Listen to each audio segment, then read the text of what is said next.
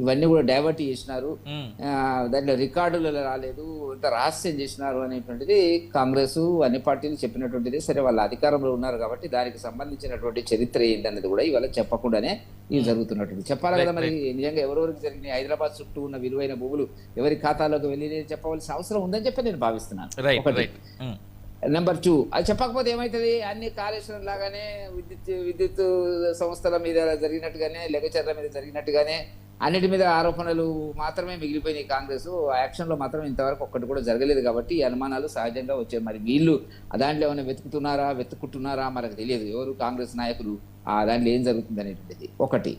రెండవది ఏంటంటే, అనుభవదారుని కాలం ఏదైతే ఉందో అది ప్రస్తుతానికి సరే చట్టము, టెనెన్సీ యాక్ట్ ఇవన్నీ ఉన్నప్పటికీ కూడా ఏ రైతు కూడా, అందరికి ఇవాళ భూస్వాములు ఎవరు లేరు. 4, 5, 10 ఎకరాల లోపల ఉన్నటువంటి వాళ్ళే ఎనకటికంటే భూస్వాములు 100 ఎకరాలు, 200 ఎకరాలు, 300 ఎకరాలు, సరే అది 1-2% లెక్కన ఉండొచ్చు. అది కూడా కంపెనీల కింద మార్చేసుకున్నారు వాళ్ళు, అంత జాగ్రత్తగానే ఉండదు.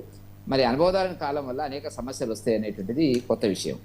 ఇప్పుడు ఏ రైతు కూడా, ఏ భూమి ఉన్న ఏ రైతు కూడా దీన్ని అంగీకరించడం అనేటువంటిది ఈ రెండో పాయింట్ కింద వస్తున్నటువంటిది. మూడవది ఏంటంటే, మీరు మ్యాపింగ్ చేసి, సర్వే మ్యాపింగ్ అనేటువంటి దాని మీద నాకున్న అనుమానాలు ఏంటంటే, 4 వైపుల హద్దులను, అంటే నా నా నా భూమికి 4 వైపుల హద్దులను నిర్ణయించాలి. హద్దులను నిర్ణయించాలనుకున్నప్పుడు ఆ 4 వైపుల ఉండేటువంటి రైతులు వాళ్ళు రావాలనా, చూడాలనా, వాళ్ళ సంతకం పెట్టాలనా అంటే మాత్రం ఒక్క రిజిస్ట్రేషన్ కూడా జరగదు. మీరు గుర్తుపెట్టుకోండి.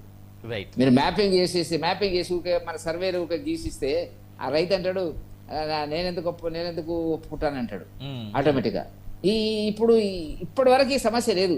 హద్దుల సమస్య చెప్పినట్టుగా హద్దుల సమస్య లేదు. ఏదో సరే 4 ఎకరాలు ఉంది, 5 గుంటలు ఎక్కువనో తక్కువనో మనం చేసేసినాము, తక్కువనో ఎక్కువనో కొలిసి ఇచ్చినాము, సరే క్లోజ్ అయింది.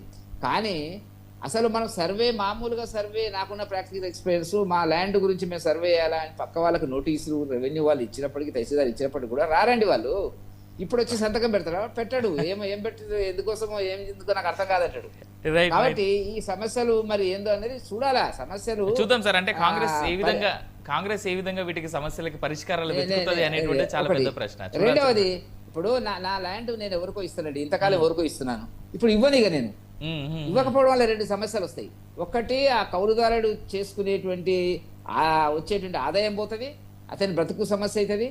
రెండవది ఏంటంటే, దీంట్లో ఏమైనా స్ట్రాటజీ ఉందా కాంగ్రెస్ గవర్నమెంట్? ఇది కౌలుకు లేకపోతే కౌలుదారుడికి ఇవ్వాల్సినటువంటి 10,000, 12,000 ఉన్నారు కదా, పెట్టారు కదా మేనిఫెస్టోలో, అది లేకుండా పోయేటువంటి పరిస్థితి.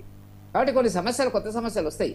మీరు ఎంత ప్రగతిశీల ప్రజాస్వామ్య పద్ధతిలో భూ సంస్కరణలు తెలంగాణలో కోటేశ్వరరావు గారు అన్నట్టు చెప్పినప్పుడు కూడా ఏ వ్యక్తి కూడా, ఏ రైతు కూడా తన భూమిని కౌలుకి ఇవ్వడానికి ఒప్పుకోడు. రైట్ వెంకటరెడ్డి గారు, వెల్కమ్ బ్యాక్ టు అగైన్. ఈ పూట నాతో పాటు డిబేట్ లో